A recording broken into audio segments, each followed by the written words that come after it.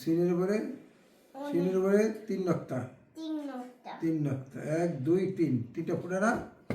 তিন নক্তা। সিন ওইদিকে ঘুরো, তোমার দিকে ঘুরো। এটা হলো শিন। হ্যাঁ, কাপ। না, এটা হলো ছোট কাপ। এটাকে বলে ছোট কাপ।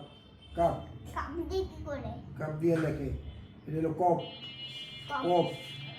কপের উপরে 2 নক্তা। না, তোতে তো কোনো নক্তা নাই। নাই, হ্যাঁ, এটা ঠিক আছে। আর এটা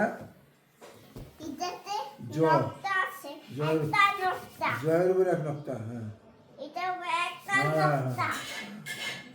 দেখছো চিন্তা ফেলাইছে।